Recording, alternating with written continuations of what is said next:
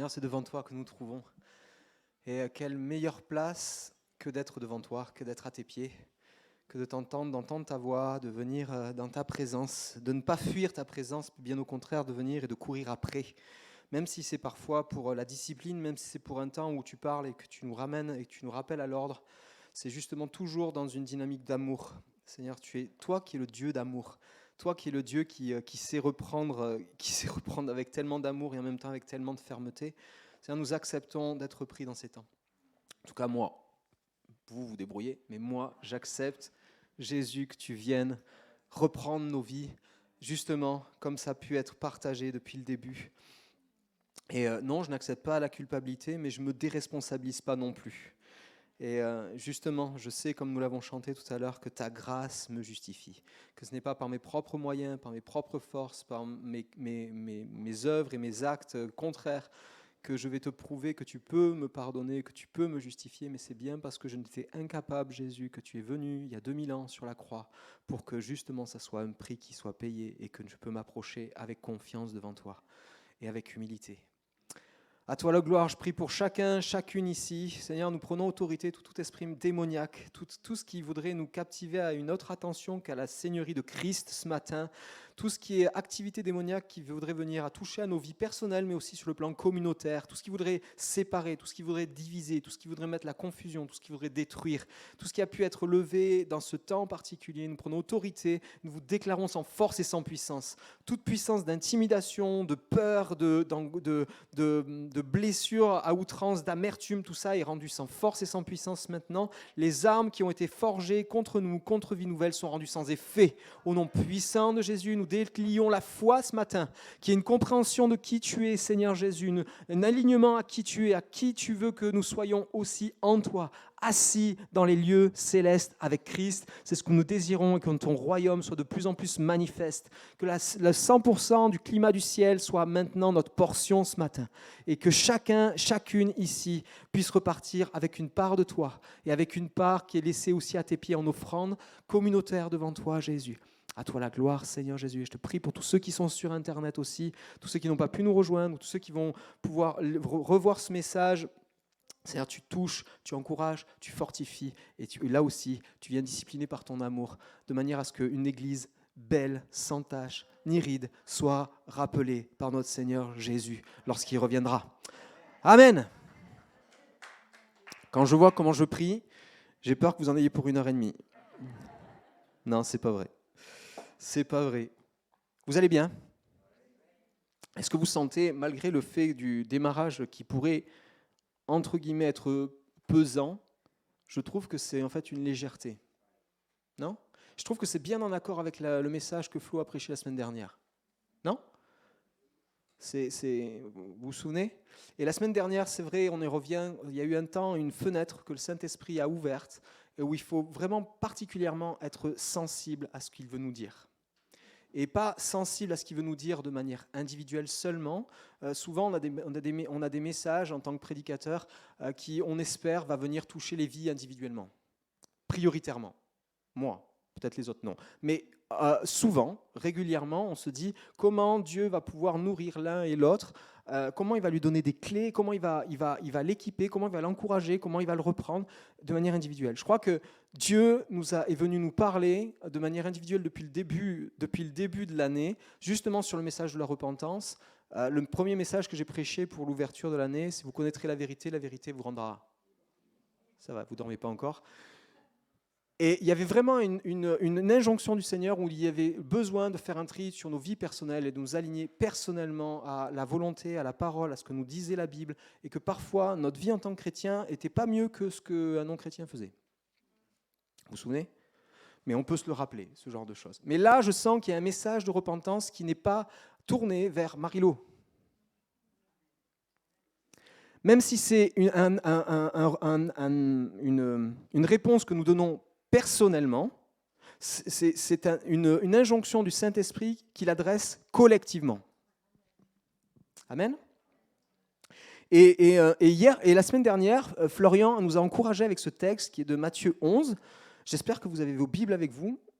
On va feuilleter. Alors, ce texte-là, vous n'avez pas besoin de le prendre. Vous pouvez d'ores et déjà essayer de chercher le livre de Jonas, parce qu'il est un peu compliqué à chercher si certains n'ont pas l'habitude.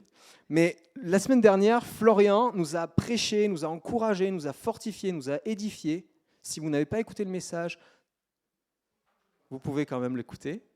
Mais il nous a encouragé, fortifié avec ce texte de Matthieu 11 au verset 28 qui nous dit « Venez à moi, vous tous qui êtes fatigués et chargés, je vous donnerai du repos. Prenez mon joug sur vous et recevez mes instructions, car je suis doux et humble de cœur, et vous trouverez du repos pour vos âmes, car mon joug est doux et mon fardeau est léger. » Et il est venu avec un joug que l'on pose sur une paire de bœufs. Pendant toute la prédication, il nous a traité de bœuf. C'était super sympa. Et puis moi-même, j'ai dû faire le bœuf à côté de lui. Je ne sais pas si vous vous souvenez. Et il y a deux... Pas le bof, le bœuf. Et du coup, il y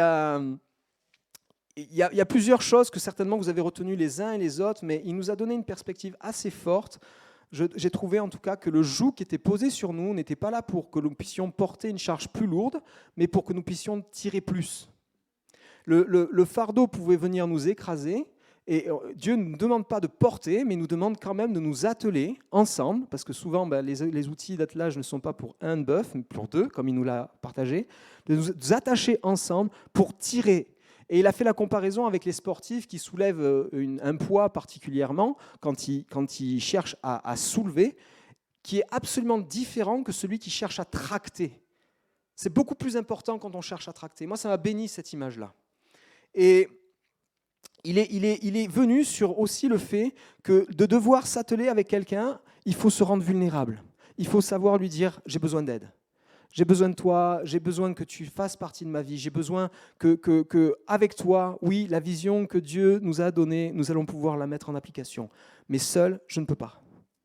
Et je crois que c'est ce que le Seigneur veut aussi nous dire encore et nous rappeler ce matin, et revenir sur la vision de base. Mais j'aimerais juste qu'on revienne sur le contexte du texte de Matthieu 11, en introduction et très courtement. Si on lit les versets 20 à 24, donc un peu avant ce qui a été partagé par Flo, il nous est dit, en version Louis II, il nous est dit « Il se mit à faire des reproches », donc Jésus, Jésus se mit à faire des reproches aux villes dans lesquelles avaient eu lieu la plupart de ces miracles, parce qu'elles ne s'étaient pas repenties. Tiens, curieux, encore la repentance. « Malheur à toi, Chorazine, malheur à toi, Bethsaïda, car si les miracles qui ont été faits au milieu de vous avaient été faits dans Tyr et dans Sidon, il y a longtemps qu'elles se seraient repenties, en prenant le sac et la cendre. C'est pourquoi je vous le dis, au jour du jugement, Tyr et Sidon seront traités moins rigoureusement que vous. Et toi, Capernaum, seras-tu élevé jusqu'au ciel ? Non. Tu seras abaissé jusqu'au séjour des morts, car si les miracles qui ont été faits au milieu de toi avaient été faits dans Sodome, elles subsisteraient encore aujourd'hui. C'est pourquoi, je vous le dis, au jour du jugement, le pays de Sodome sera traité moins rigoureusement que toi. Sympa. Cool. C'est Jésus qui parle. Et je crois, et derrière, justement, on a ce texte qui nous est dit enlevez tout fardeau, mais prenez mon joug, car je suis doux et humble de cœur. Recevez mes instructions, car je suis doux et humble de cœur. Et le contexte de ce texte, justement, est justement la repentance.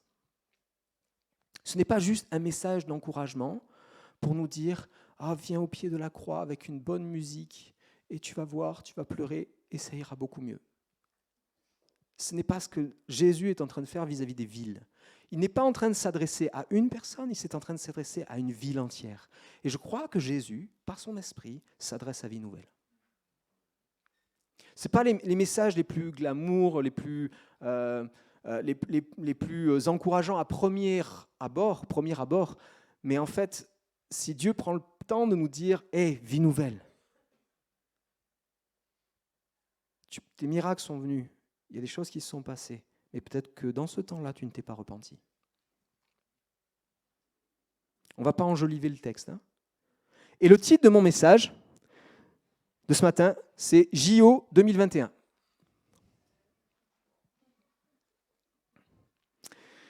Vous allez comprendre pourquoi. Il y a Jonas, oui. Donc JO 2021, c'est parce que ça va être sport ce matin en fait. Et justement, on va venir sur l'histoire de Jonas. Alors JO comme Jonas, effectivement, le prophète finalement obéissant, mais rebelle à la repentance. Vous connaissez tous l'histoire de Jonas ou pas? Il y a longtemps que vous l'avez lu. J'aimerais juste qu'on se positionne, un des textes centraux que l'on connaît, que Jonas a été appelé à aller reprendre Ninive. Et en fait, Dieu va vraiment l'utiliser, va utiliser Jonas pour que Ninive puisse se repentir.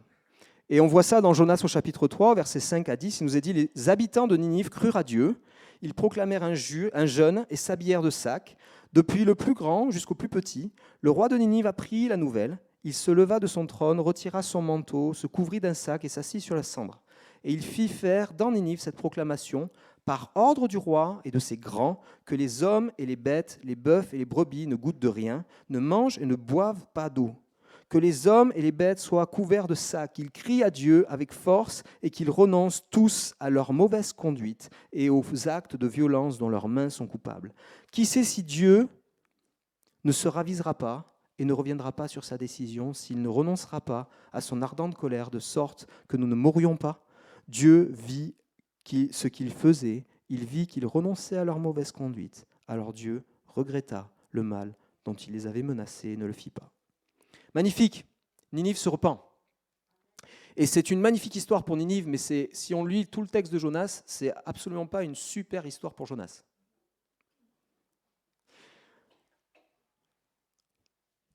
Jonas est un prophète de l'Éternel qui va être utilisé entre les mains de Dieu. Et si on commence ce livre prophétique, il nous est dit, au chapitre 1, verset 1, « La parole de l'Éternel fut adressée à Jonas, fils d'Amittai.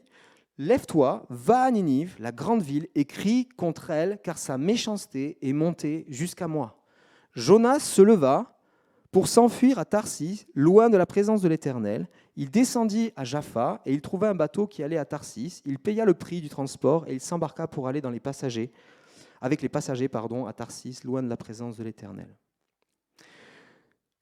Peut-être qu'il y a encore des personnes au milieu de nous qui se souviennent de l'histoire de Jonas et qui croient que Jonas a fui Ninive parce qu'il avait peur d'aller à Ninive, de se faire défoncer par les Ninivites. Peut-être il y en a encore qui croient ce genre de choses, je l'ai entendu. En fait, Dieu choisit Jonas et il leur dit, en gros, va leur dire qu'ils sont méchants et qu'ils vont se faire détruire. Et j'ai entendu souvent, oui, mais Jonas, il avait peur d'aller à Ninive parce que quand même, c'était un message qui était compliqué, etc. etc.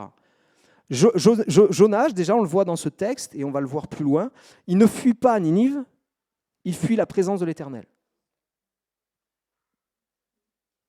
Jonas se leva pour s'enfuir à Tarsis, loin de la présence de l'Éternel, pas loin de Ninive. D'accord ? Et il y a quelque chose qui est en train de se passer, c'est que Jonas est prophète de l'Éternel, oui ou non ? Ok. Il est prophète de l'Éternel, mais pourtant, un prophète choisit de fuir la présence de Dieu. Il y a un truc que je ne comprends plus. On est une église et qui aimons Jésus, oui ou non ? Est-ce que ça peut pas se passer de la même manière? Une église plantée avec un message prophétique pour les nations qui fuit la présence de Dieu parce qu'elle n'a pas envie de se repentir. Parce qu'en fait, ce qui est en train de se passer, ce que Jonas est en train de nous montrer, c'est qu'il fuit la présence de l'Éternel parce qu'il ne veut pas se repentir de la manière dont Dieu veut agir en face de ses adversaires. Je lève le secret qui est écrit dans vos Bibles, que vous connaissez certainement déjà. Et nous le voyons, justement, vous le verrez, vous pourrez tout lire toute l'histoire, je ne peux pas rentrer dans tous les détails, mais au chapitre 4, on a réellement la motivation que Jonas a eue quand il a fui loin de la face de l'Éternel. Et juste à la suite du verset 10 du chapitre 3, qui dit « Dieu vit ce qu'ils faisaient, il vit qu'ils renonçaient à leur mauvaise conduite, alors Dieu regretta le mal dont il les avait menacés et ne le fit pas. » Et juste après, au verset 1 du chapitre 4, il nous a dit « Jonas le prit très mal ». Jonas le prit très mal et fut irrité. Il pria l'Éternel en disant « Ah, Éternel, n'est-ce pas ce que je disais quand j'étais encore dans mon pays? C'est ce que je voulais éviter en fuyant à Tarsis. En effet, je savais que tu es un Dieu de grâce et de compassion. Lent à la colère et riche en beauté, et qui regrette le mal que tu envoies. Maintenant, Éternel, prends-moi donc la vie, car mourir vaut mieux pour moi que vivre. » Et l'Éternel répondit, Fais-tu bien de t'irriter ?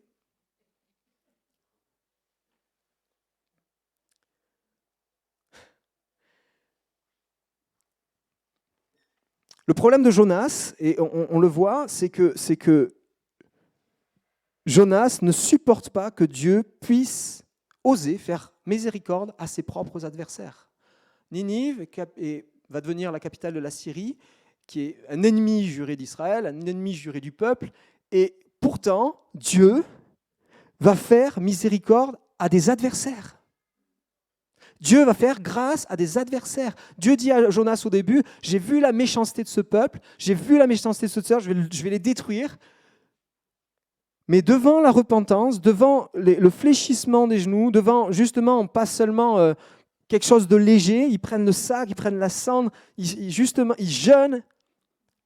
Dieu voit qu'ils se détournent des mauvaises voies. La repentance, ce n'est pas seulement mettre en œuvre des nouvelles choses qui plaisent à Dieu, c'est arrêter les anciennes qui ne plaisent pas à Dieu. D'abord. Parce que souvent, on ajoute, on fait des couches, c'est des lasagnes. Et justement, Dieu est là, et Jonas, le problème qu'il a, de base, hors de question que Dieu fasse compassion à mes ennemis. Hors de question que Dieu bénisse quelqu'un qui, selon moi, n'a pas une vie clean, qui me fait du mal. Question, acceptes-tu que Dieu fasse miséricorde à ceux qui t'ont maltraité ou qui te maltraitent? Parmi tes ennemis, ils ne sont pas là. Quoique. Vous me voyez arriver ou? Et on voit que justement, Jonas, lui, fait ce choix de fuir la présence de l'Éternel. Est-ce qu'il t'est jamais arrivé un temps où tu as fui Dieu? Et j'aimerais te poser la question intérieurement, pourquoi l'avoir fui, si ce n'est parce que tu ne voulais pas te repentir?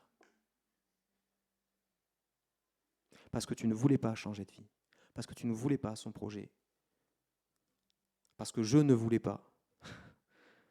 Vous avez compris, ce message, quand je dis « tu », c'est vie nouvelle, ok?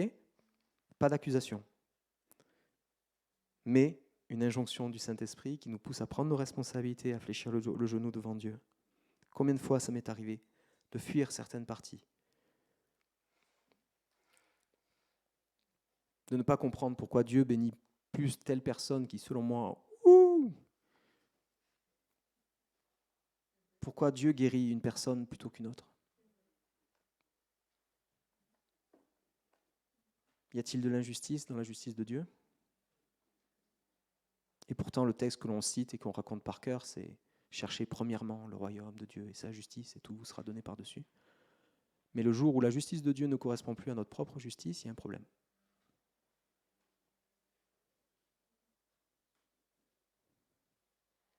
Repentons-nous. Et on continue l'histoire de Jonas. Si je retrouve mon fil. Jonas, il va se mettre loin de la présence de l'Éternel, mais dès le départ, il préférerait mourir que Dieu fasse miséricorde à Ninive.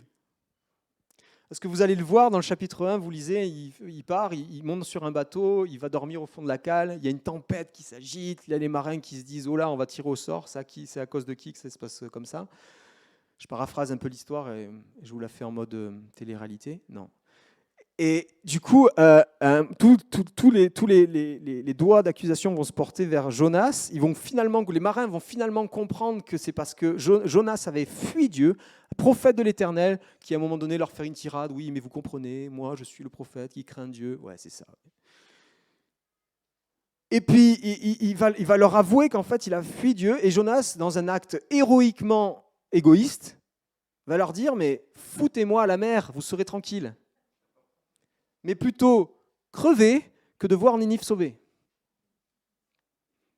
Et les marins, ni une ni deux, ils attrapent Jonas. Wouhou! Koh-Lanta, quoi.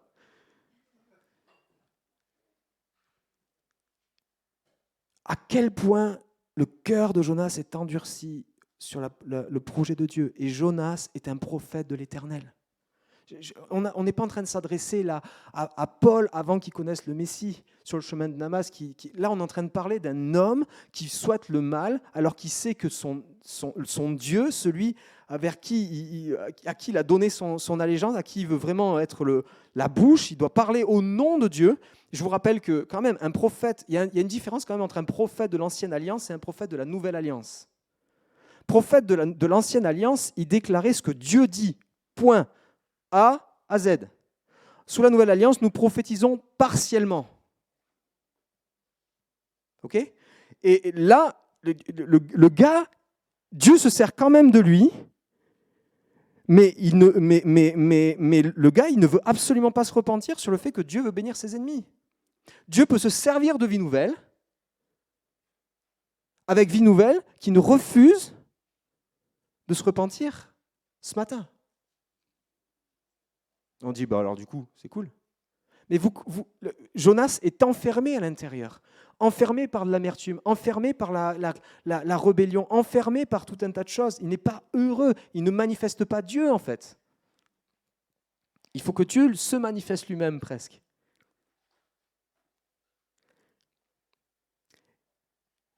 Et Jonas, sa fuite devant Dieu, devant la repentance, a mis la vie des marins en danger. J'ai envie de te dire, chaque fois que je fuis Dieu, je mets en danger les personnes autour de moi. Chaque fois que je ne me repens pas, non seulement moi-même, je me mets quand même dans une situation où je préfère mourir que de me repentir, mais les personnes qui sont autour de moi, mes frères, mes sœurs, sont en danger. Et il va falloir que mes frères, mes sœurs, me foutent par-dessus le bord. Bon, ok. Ça vous révive pas l'histoire, mais...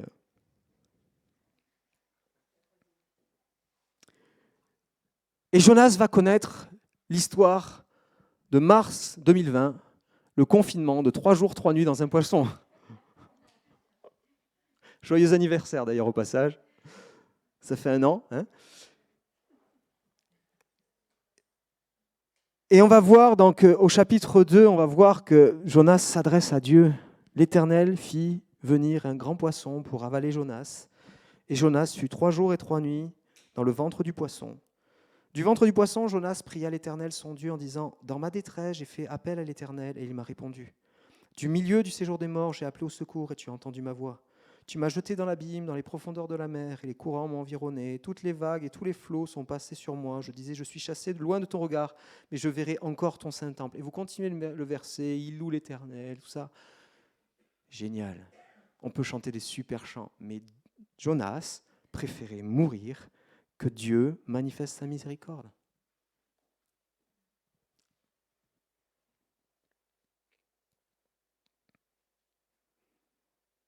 Et Jonas va dire, ok, je vais t'obéir. Chapitre 3, il va aller à Ninive.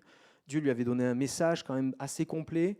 Et Jonas, dans son message, il annonce son message. Ninive, dans 40 jours, sera détruite.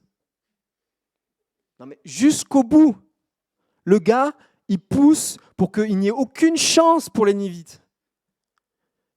Mais malgré tout, le peuple de Ninive, le roi de Ninive, entendent Dieu et se repentent.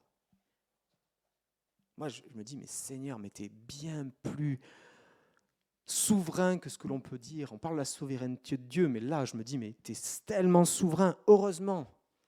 Mais il y a mieux à vivre. Pour nous, il y a mieux à vivre. Est-ce qu'à votre avis, on peut obéir à Dieu sans se repentir ? Qui dit non ? Qui dit oui ? Qui dit 50-50, coup de fil à un ami. On en a l'exemple direct de Jonas. Il va obéir à Dieu, il va aller à Ninive finalement. Est-ce qu'il s'est repenti ? Tu peux faire des actes d'obéissance. Mes enfants, non, pas eux. Mais on peut obéir à son père, à sa mère, mais juste par contrainte, par peur, mais pas avec notre cœur. On peut obéir au message que Dieu nous a donné comme vision ici à Vie Nouvelle en nous disant, on y viendra tout à l'heure, mais c'est juste de l'obéissance, pas de la repentance, pas aligné à son cœur. L'obéissance, c'est bien. Hein. Obéir à Dieu est un bon début, mais le servir véritablement passe par une vraie repentance. Amen. Le livre de Jonas se distingue malheureusement de tous les autres livres prophétiques. Et en fait, les autres livres prophétiques que vous pouvez lire dans la Bible, ils parlent de la parole de Dieu au travers des prophètes. Le focus est mis sur les paroles de Dieu. Et en fait, le livre de Jonas, le focus est mis sur un prophète grincheux non repentant.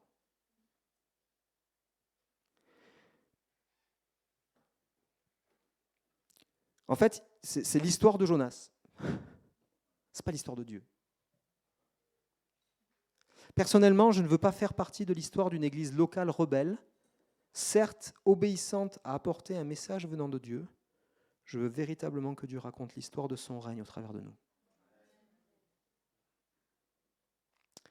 Je vous le répète, je ne veux pas faire partie de l'histoire d'une église locale rebelle, certes obéissante à apporter un message venant de Dieu.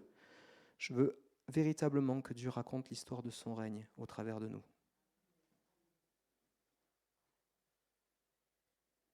Alors on a eu J.O. comme Jonas.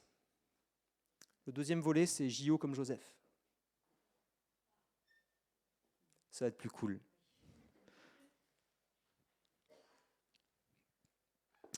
Joseph, il connaît d'autres circonstances par Jonas. Jonas, il ne supporte pas ses ennemis. Et Joseph, lui, s'est fait trahir par ses frères. Il était vendu par ses frères. Les frères ont menti à leur père, comme quoi il était mort. Il va être accusé à tort de viol dans la maison de Potiphar.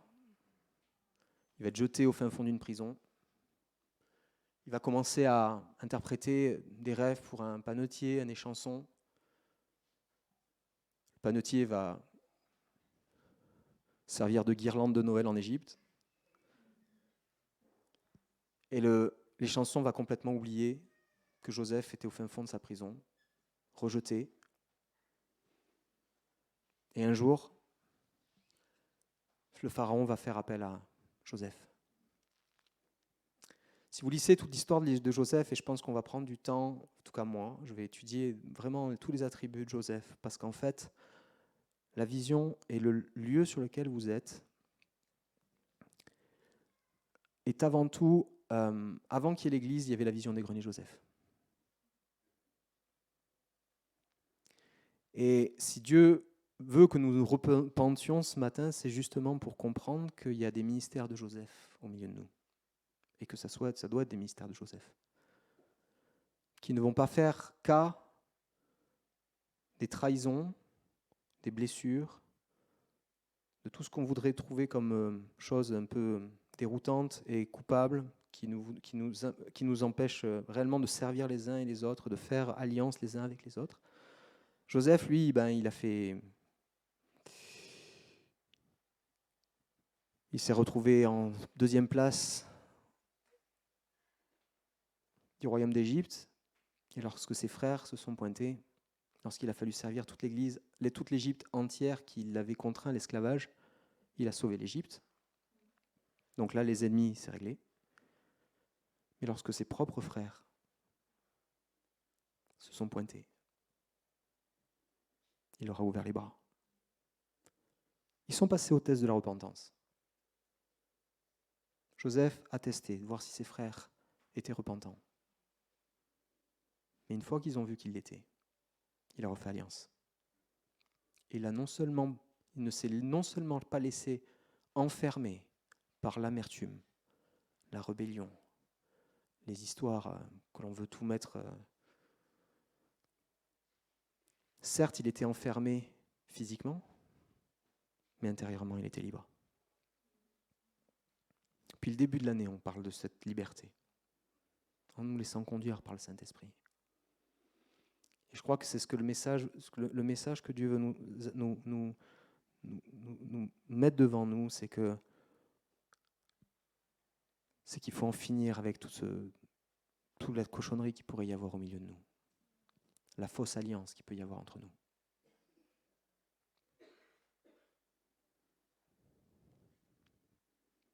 On peut être là, chanter Alléluia Jésus, mais il est temps d'arrêter d'être des Jonas et d'être des Joseph. Il est temps qu'il y ait de la vérité. Il est temps que la rébellion, la médisance, la calomnie, les paroles destructrices quittent son église à vie nouvelle. Et là, on est tous logés à la même enseigne. Tous.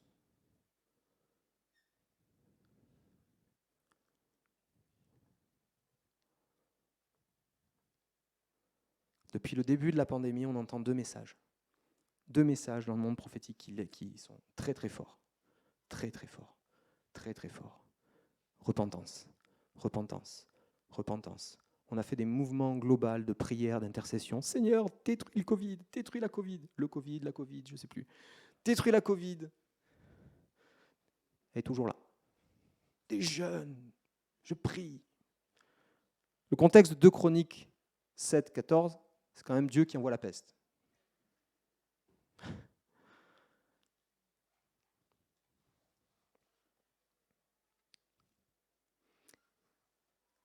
Si mon peuple,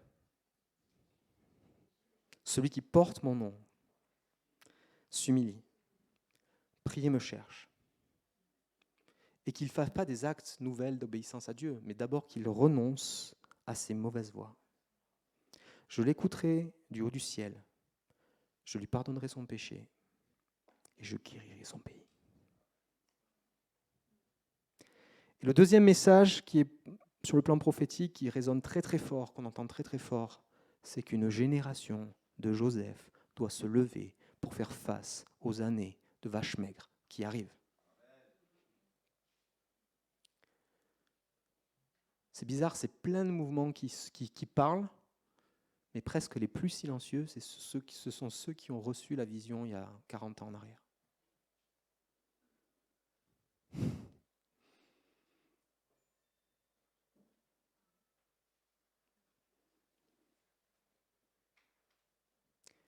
Mais Dieu ne se repent pas de ses dons.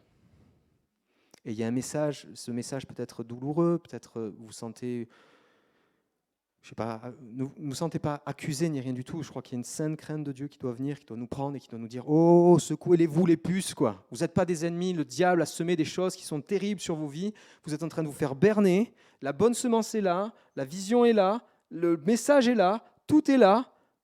Virez-moi cette rébellion de votre camp. » Est-ce que j'entendais le Saint-Esprit vraiment me dire, quand je priais pour ce temps, c'est vie nouvelle, je me sers de toi, car tu es prête à m'obéir. Mais seras-tu prête sincèrement à ne pas laisser parmi toi la rébellion, la division, la calomnie, le non-pardon, la jalousie, tous les trucs sympas? Nous prêchons des messages d'amour, on parle Hosanna, on prêche pour que justement des hommes, des femmes se convertissent à Jésus. À fond. Jésus t'aime, on a plein de paroles et tout ça. Mais l'amour, ici, en ce moment, laisse à désirer. C'est pas général, hein, d'accord ? Je veux être clairement, c'est pas général. Mais que ça soit dans l'Église au sens culturel ou cultuel quand on est, mais moi je veux parler de l'école, je veux parler de l'épicerie sociale, je veux parler des œuvres qui sont faites dans les professions, je veux parler de nous, sel, lumière dans notre boulot. Si nous sommes avec cette mauvaise herbe de rébellion, qu'est-ce qu'on donne ? Goûte mon fruit. Ah, bah t'es un peu amer toi, t'es un peu acide. Ouais, mais ça nourrit quand même.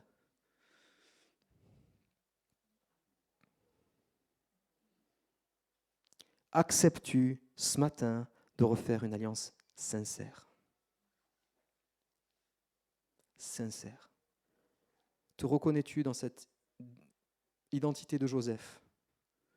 C'est rigolo parce que justement Dieu nous a dit lieu d'adoration, lieu de formation, lieu de guérison. tout ce genre de choses, c'est fait aussi pour des personnes qui ont été brisées, qui ont connu des trahisons et qui ont été... Le mystère de Joseph, c'est pas juste pouvoir bénir d'autres parce qu'on a plein de choses. C'est aussi passer par toute cette phase de trahison, cette phase de difficulté. Et de que malgré tout, le message, le cœur de Dieu compte plus que ma justice moi-même. Si tu as été trahi, si tu as été blessé, si tu vois des frères et sœurs se comporter devant toi, c'est pas clean, tu sens que tu es à la bonne place. Si tu acceptes que son plan est au-dessus des tiens, que sa justice est au-dessus des tiennes, si tu n'acceptes pas ça, tu n'es pas à la bonne place. C'est très direct. Et je crois que c'est ce matin, c'est ce que nous devons vivre et pouvoir dire très librement, très, très directement, avec beaucoup de vérité. Mais c'en est assez. Éphésiens 4 nous est dit, versets 31-32, que toute amertume, toute fureur, toute colère, tout éclat de voix, toute calomnie et toute forme de méchanceté disparaissent du milieu de vous. Soyez bons et pleins de compassion les uns envers les autres. Pardonnez-vous réciproquement, comme Dieu nous a pardonné en Christ. Et ce qui est rigolo, c'est que le texte démarre au chapitre 4, au verset 1 à 3. Je vous encourage donc, Paul qui parle aux Éphésiens, petite église Éphèse, vous chercherez. Je vous encourage donc moi, le prisonnier dans le Seigneur, à vous conduire d'une manière digne de l'appel que vous avez reçu, en toute humilité et douceur, avec patience, supportez-vous les uns les autres dans l'amour, efforcez-vous de conserver l'unité de l'esprit par le lien de la paix. C'est rigolo parce qu'au verset 2, il nous est dit en toute humilité et douceur avec patience. Et c'est curieux comme ça fait le lien avec le message de Flo la semaine dernière. Matthieu 11, verset 28, il vous est dit « Car je suis doux, prenez mon joug sur vous et mettez-vous à mon école. » Je vous le lis en version Summer, je trouve que ça parle vachement. « Prenez mon joug sur vous et mettez-vous à mon école, car je suis doux et humble de cœur. » L'humilité et la douceur doivent être notre portion pour justement refaire alliance les uns avec les autres. Je vous avais dit que ça allait être sport ce matin. JO 2021. Ça va ? Alors juste pour conclure, sommes-nous des Jonas ou sommes-nous des Joseph ? Allons accepter de nous repentir. Et j'aimerais revenir juste sur l'image qu'a eue Madi la semaine dernière, ma maman, de cette pluie. Pendant ce temps de louange où on chantait « Envoie ta pluie », il y avait justement cette vision, comme ça a pu être à nouveau partagé par Marie-Lou au début de la louange aujourd'hui, cette pluie qui était craquelée, cette terre qui était craquelée, et il y avait de l'eau qui venait. Et Dieu disait, au travers de Madi, qu'il vous fallait biner la terre autour de manière à ce que l'eau pénètre. Et vu que je suis très connecté à la terre,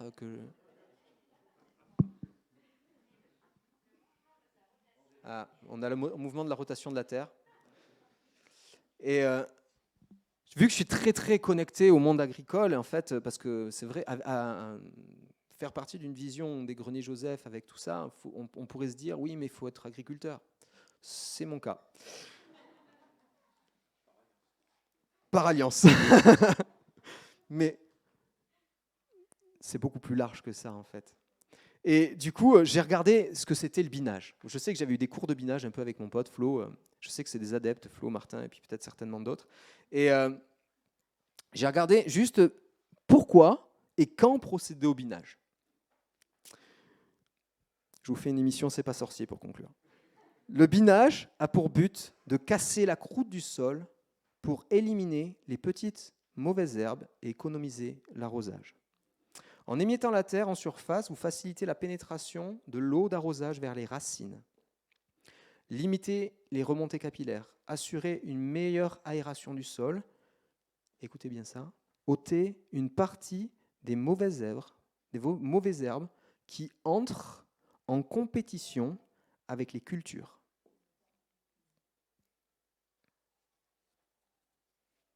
Le binage se pratique au printemps, à l'été, Oh, c'était hier le premier jour du printemps, non?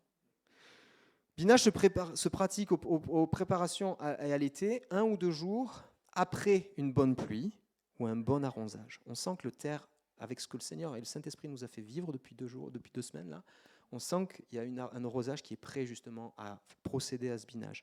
Mais il nous est parlé de cette superficie de 2 cm. Il y a de la mauvaise herbe, il y a des choses qui ne sentent pas bon, il y a des choses à virer de chez nous, mais la culture bonne, la bonne semence est en terre. Elle est bien là, et ça ne sert à rien de tout déraciner. On n'est pas en train de dire il faut tout virer à vie nouvelle, il faut tout recommencer. Pas du tout. Mais on fait ça, on n'a rien compris. Dieu est en train de nous dire, vous avez un trésor extraordinaire qui est beaucoup plus gros et beaucoup plus puissant. Mais aujourd'hui, une fine couche a laissé pousser des cultures qui viennent en compétition avec ce que vous portez, qui se nourrissent et qui privent nos vies et qui privent la vie des autres de toute l'énergie que devrait recevoir la bonne culture qui a été posée en terre. C'est le temps de biner nos vies, de vivre une vraie repentance collective.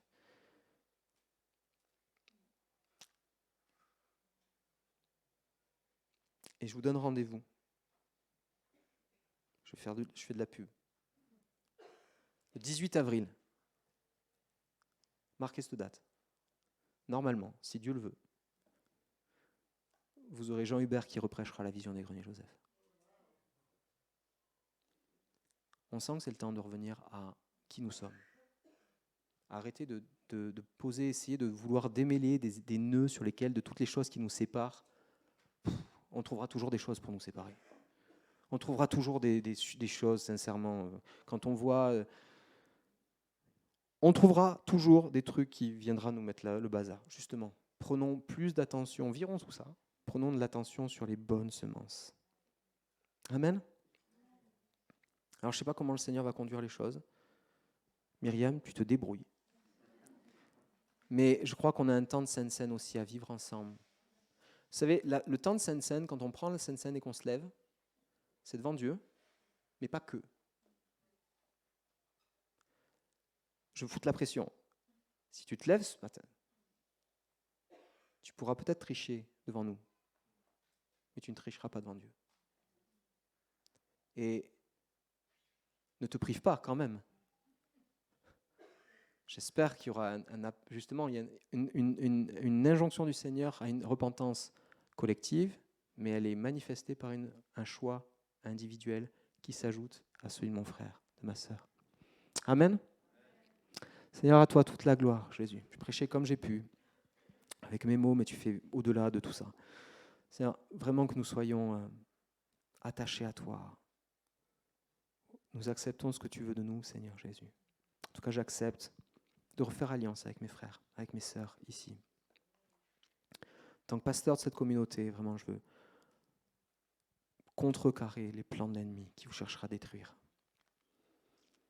Je veux moi-même, le premier, m'humilier devant toi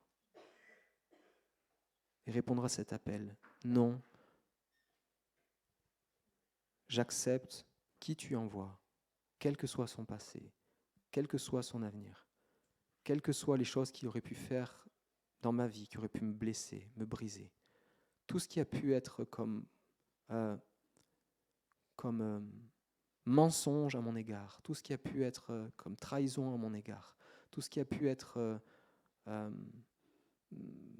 des paroles de colère qui ont péché contre moi, contre tout le leadership ici, nous ne fuirons pas ta présence et nous acceptons de refaire alliance ce matin pour que ça soit ton histoire qui s'écrive au travers de nos vies.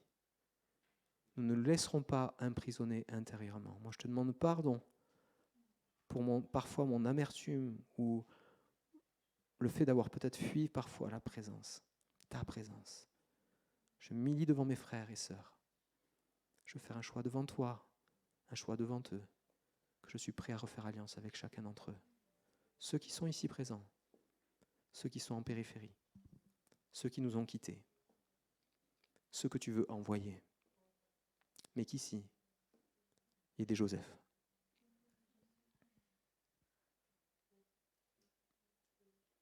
Amen, Jésus.